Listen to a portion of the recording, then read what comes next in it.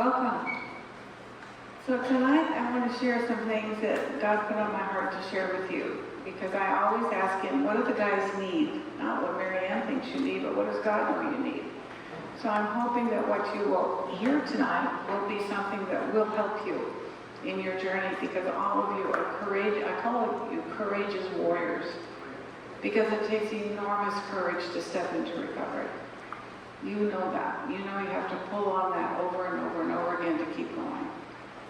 So when we think about anything living on this planet, we share some things in common with trees, all mammals, birds, even cockroaches, if you can imagine.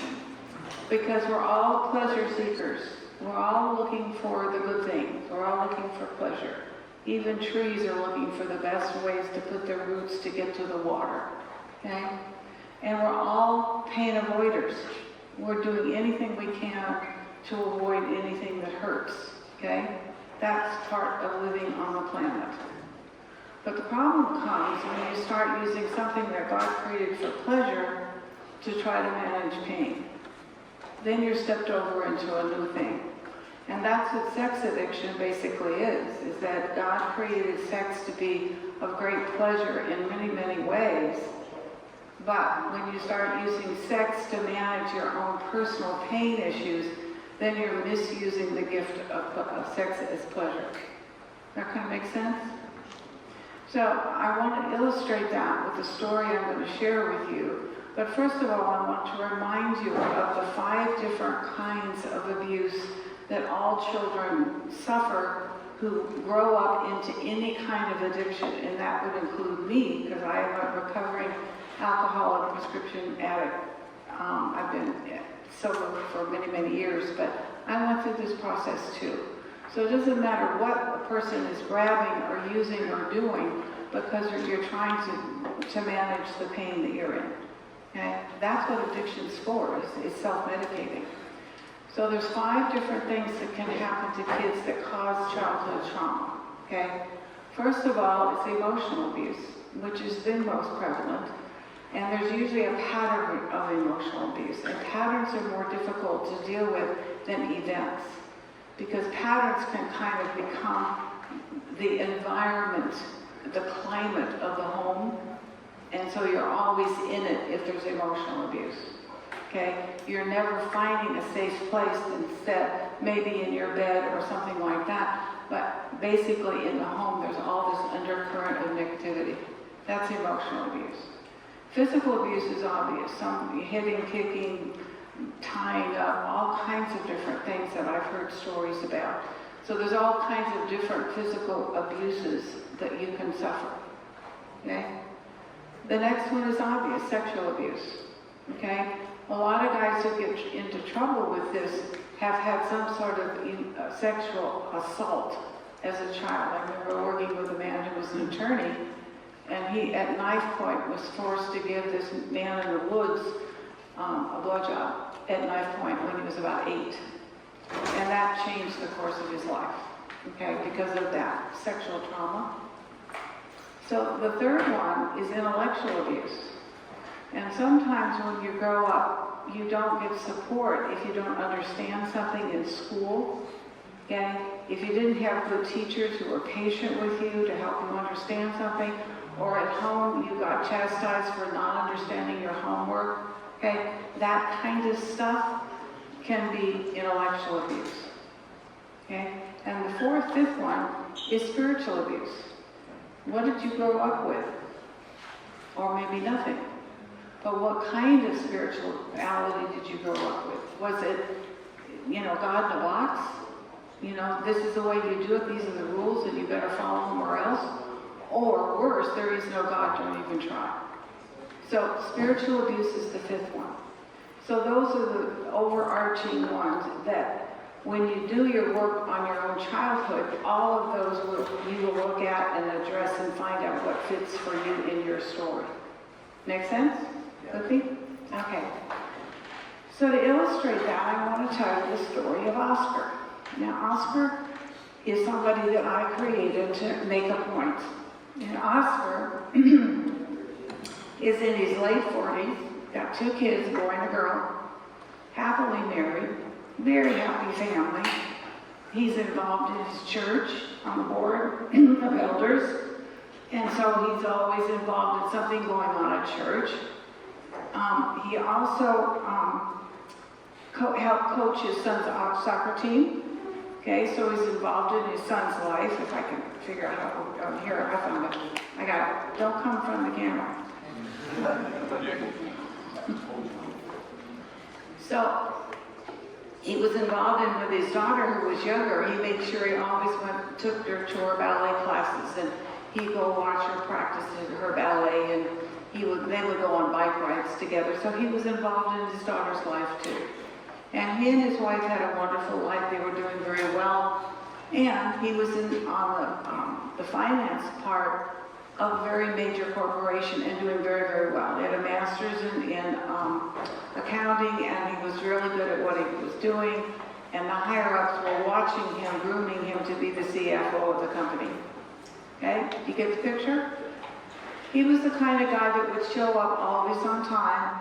If somebody in the office kid was selling Girl Scout cookies, he'd all buy them. Okay? He would participate in the lives of his coworkers. You know anybody like that at work? Or maybe not. Okay. But in other words, he's the kind of guy you look at and you think, what a great guy, right? Well, one day he was sitting in his cube, and he was all ready to go. It was about 8:30 in the morning. He was already plugged in, already doing. And his boss was late, which is odd for him, because his boss was usually on time. He usually kind of beat his boss there because he wanted to, but his boss hadn't come in yet. About an hour later, his boss comes crashing through the big door into the common area, goes into his office, slams his office door, and slams his briefcase on his desk. Okay? Triggers something in Oscar. He went into total panic mode. And this is what he thought. I know he didn't like that report I sent him last night. He didn't like that report, and it was just terrible. He's going to fire me, and I'm going to lose my job, and then my kids can't go to college, and my wife will leave me, and nobody will love me, and I'm going to be all alone, and it's going to be terrible. That's what went on in his head. Okay, and he had no control over it.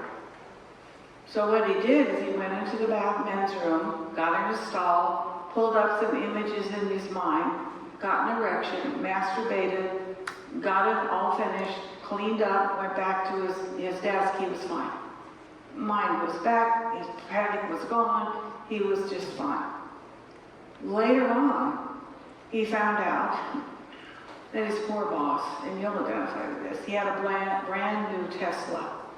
And he was on the middle lane of 101 coming to work, and he ran over something in the highway and punctured a tire.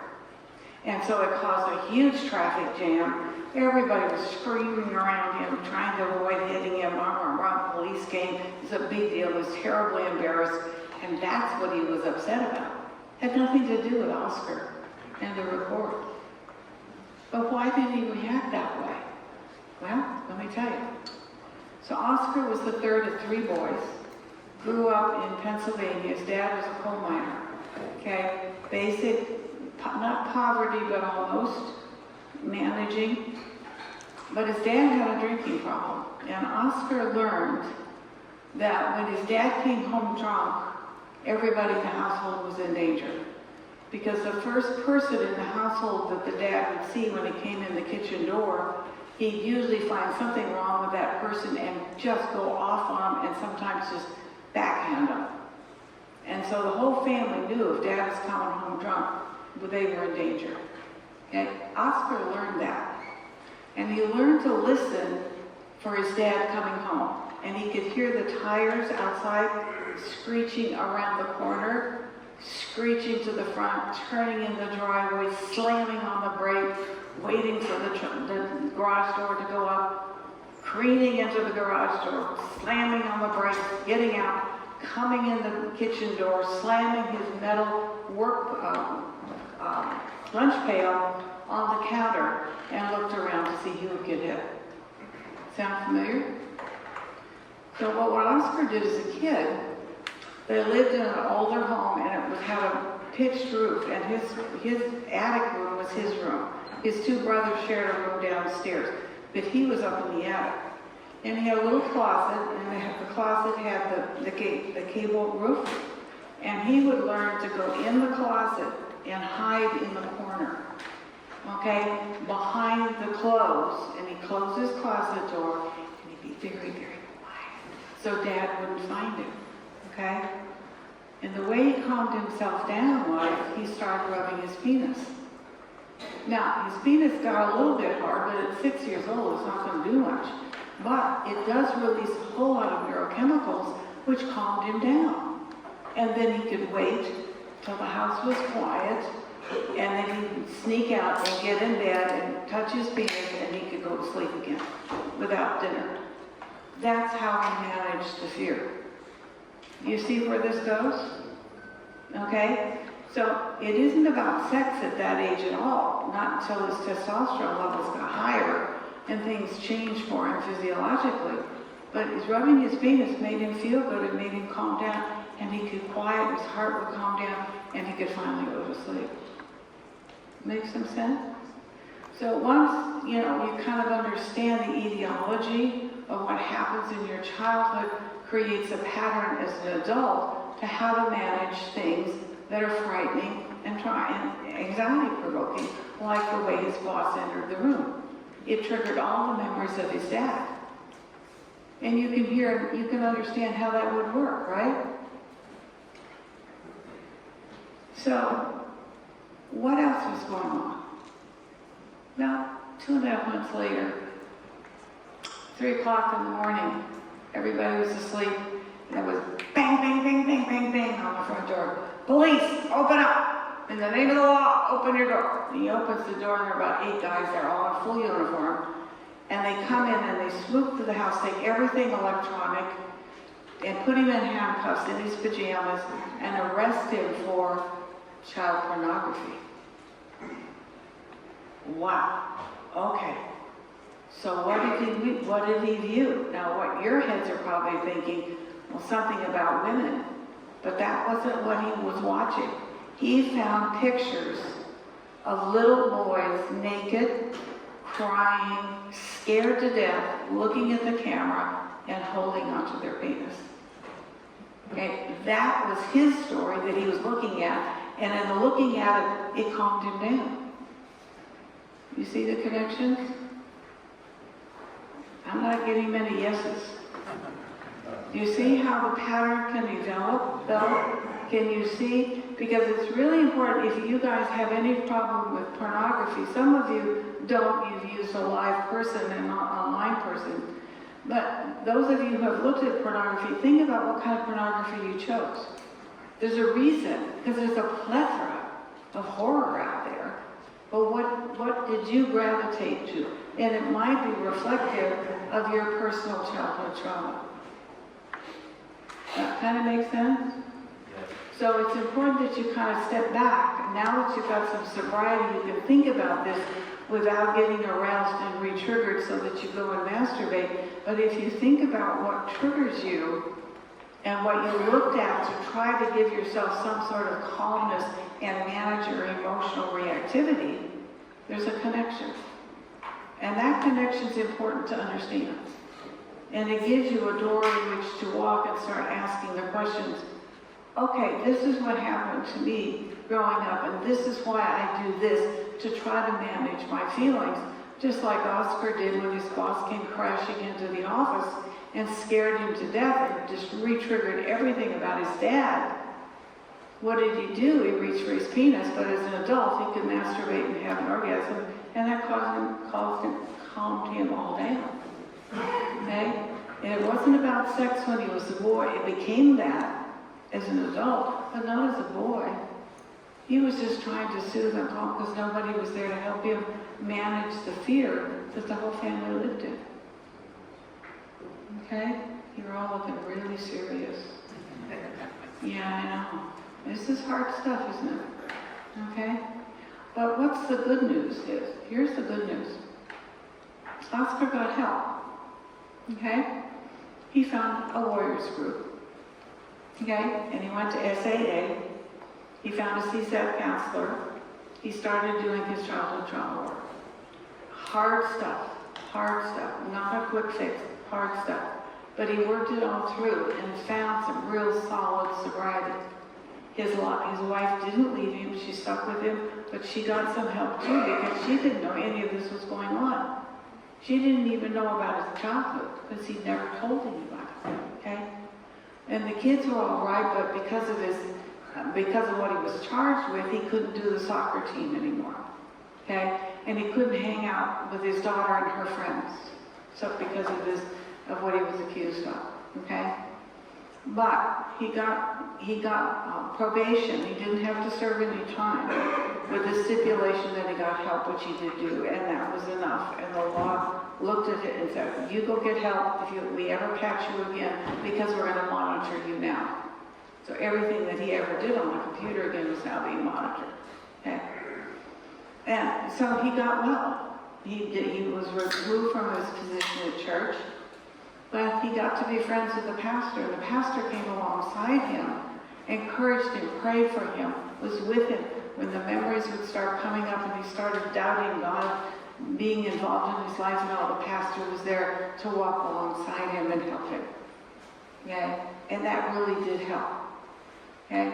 And then the other good news was the CEO of this company that he was working for was a man in recovery from alcoholism. But he understood about addiction. And so he had a really heart-to-heart talk with Oscar, and they put Oscar on probation, that if Oscar would ever get arrested again or relapse again, that he promised he would come tell the boss, and at that point he'd be fired. But he was given probation to do the work of getting well because they really valued his skill set and wanted him with the company. And so he kept his job. So the long story short, at the end, was good news. In the end, Oscar was healthier than he was before, okay? Because he did his work, because the event triggered something, and then the police they're always looking for child pornographers anyway, and they caught him. But recognize what he was looking at. See, he was finding a little boy's picture that matched how he was when he was that age. And that gave him the comfort because it triggered all that stored stuff in where, guys? Your limbic brain. Okay, those of you who've been in my program know what I mean. Because we have two parts to our brain, well, actually three. Back here, okay, at the top of your brain stem, you have your reptilian brain, or your lizard brain. That's keeping your heart rate going, your blood pressure stable, all that kind of stuff, okay? Limbic brain is between your ears. It's 3 pounds of tofu-like substance with billions of connections in there. And that's where all our memories are stored, okay? Executive function of the brain is on our forehead, and that doesn't get finished until you're in your early 20s. So when you think about teenagers and the stuff they do, they don't make good sense because they don't have a good brain yet. They can't think their way through something. They're reactors. Okay? But once this starts to develop, you start then, all right, I'm having a reaction, but I'm thinking about my reaction. That's different than if you're 18 or 15. But when you're 25 or 30, now you're thinking about how you're reacting, and you can make different choices. Okay? With God's help. Okay? So that's what happened to Oscar. Kind of make sense for you? Can you kind of put yourself in that place? Can you think about guys you know that maybe are in that place? Recognize that I'm trying to give you not a horror story, but hope. There's hope. When you do your work of digging in to your childhood trauma, okay, and get it cleaned out, then the enemy cannot use it to trigger you back out into your addiction. Okay, you're protected because you've done your work. But you cannot do it alone. It won't work. Because when you start feeling stuff coming up, because your memories are coming up, because of the work I'll have you do, and all of you who've been through my program know what I'm talking about, when I get you going on it, your feelings are going to come up because you buried them all those years.